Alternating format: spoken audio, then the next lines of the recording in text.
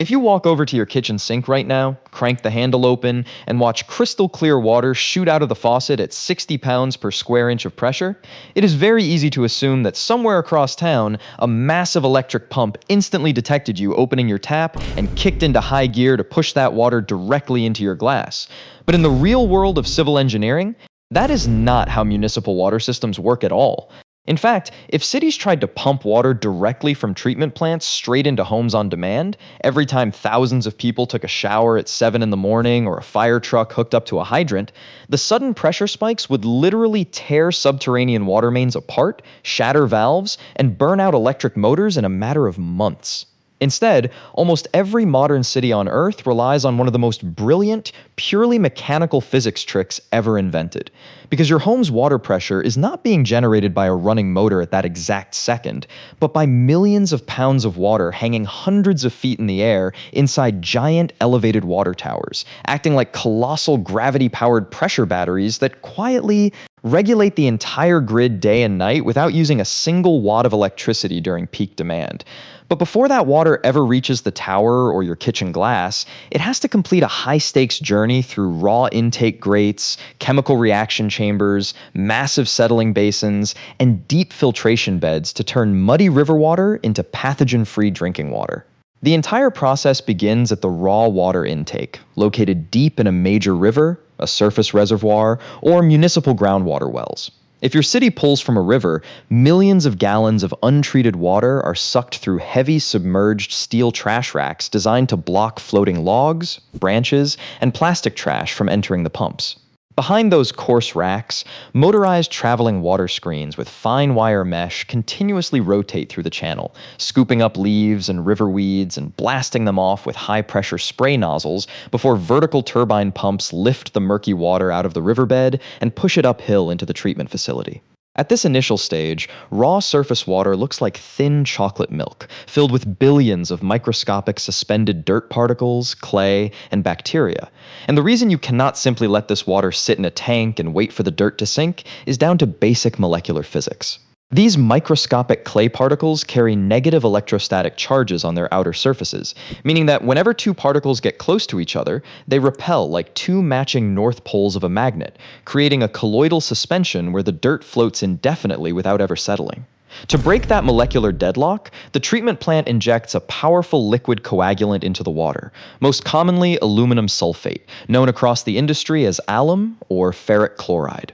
The water instantly enters a high-energy flash mixing chamber, where high-speed motorized impellers violently churn the water for 30 to 60 seconds to disperse the coagulant throughout every gallon. The positively charged aluminum ions immediately neutralize the negative charges on the floating dirt particles, collapsing their protective electrostatic shields and allowing the particles to physically collide. From the flash mixer, the water flows into long flocculation basins equipped with massive rotating paddle wheels that turn at very low speeds. This gentle churning is critical because if you mix the water too fast, you will smash the colliding particles apart, but if you mix it too slowly, they will never find each other. Over 30 to 45 minutes of gentle rotation, the neutralized particles bump into each other and bind together, snowballing from invisible microscopic specks into large, heavy brown clumps known as flock, which look like a heavy underwater blizzard of brown snow drifting through the basin. Next, the water quietly enters massive rectangular sedimentation basins,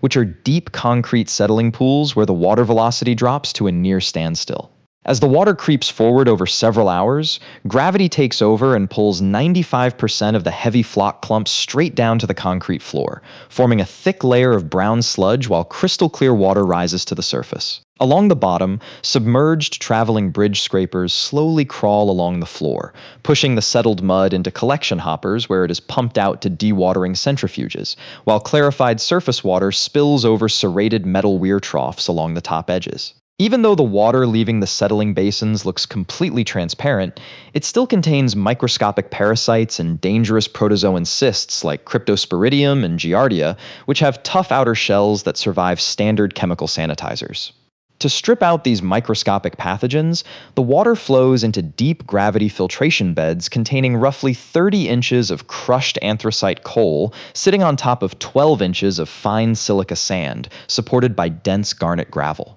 As the water trickles downward through the media under gravity, the jagged edges of the anthracite and the fine pores between the sand grains physically trap the microscopic parasites, producing ultra-clean water with virtually zero turbidity. But after continuous filtering, the spaces between the sand grains get choked with trapped debris, causing the water level above the bed to rise as flow drops. When that happens, the system initiates a violent process called backwashing, where clean treated water is pumped backwards up through the bottom of the bed while high-pressure air blowers blast through the gravel, causing the entire sand bed to expand and boil like a fluid, lifting the trapped dirt out of the media and flushing it down waste channels in less than 10 minutes.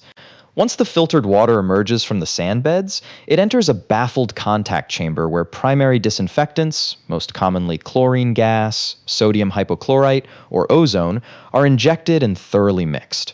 As the water winds through the serpentine channels for 30 minutes, the strong chemical oxidizer rips through the cell walls of harmful microorganisms, neutralizing pathogens like E. coli, cholera, and viruses on contact.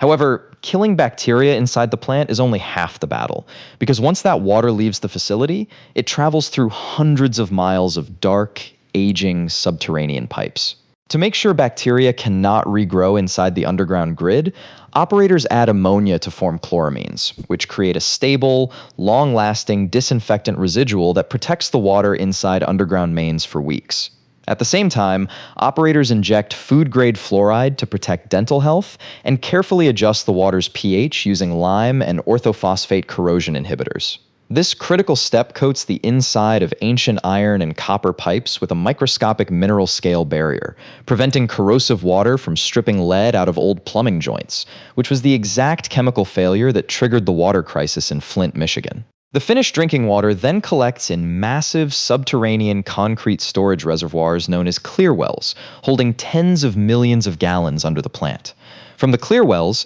giant multi-stage centrifugal high-lift pumps step the water pressure up to 80 to 100 psi and push it out into heavy ductile iron transmission mains radiating toward the city. This brings us to the centerpiece of the entire municipal system, the elevated water tower. Many people assume water towers are just emergency reserves, but in reality, they are pure, passive hydrostatic pressure regulators. When a pump pushes water up the central riser pipe of a water tower, it is lifting hundreds of thousands of gallons of water 140 feet into the air. Basic fluid mechanics dictates that a 1-foot column of water exerts exactly 0.433 pounds per square inch of downward pressure at its base, which means a water tower standing 140 feet tall naturally generates roughly 60 psi of hydrostatic pressure in the underground pipes beneath it simply due to the weight of gravity. During the middle of the night, when the city is asleep and water consumption drops, the treatment plant's pumps run at a steady, efficient rate to fill the water tower to the top.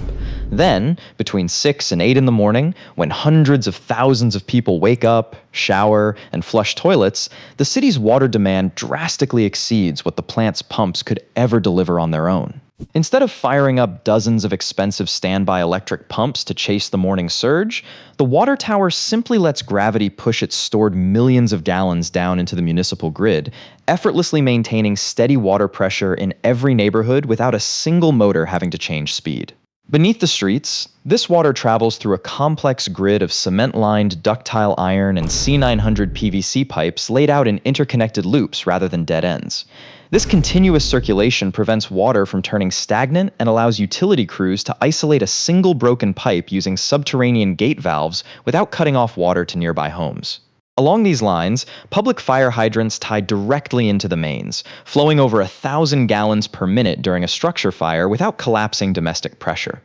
Finally, a copper or polyethylene service line branches off the street main and runs under your lawn to a subterranean meter pit near the curb. Inside that pit sits the municipal curb stop shutoff valve, the water meter recording your usage, and a critical dual-check valve backflow preventer. This backflow barrier is essential because if a massive water main ruptures down the street, the escaping water can create a violent negative pressure vacuum inside underground pipes, and without working backflow preventers, that vacuum would suck stagnant water from garden hoses and puddles straight back into the public drinking main. But when every component operates properly, the water flows smoothly past your main shutoff valve, through your pressure-reducing valve, and out of your faucet, delivering pure, pressurized drinking water that took thousands of pounds of engineering, precise chemical reactions, and the relentless force of gravity to bring safely into your home.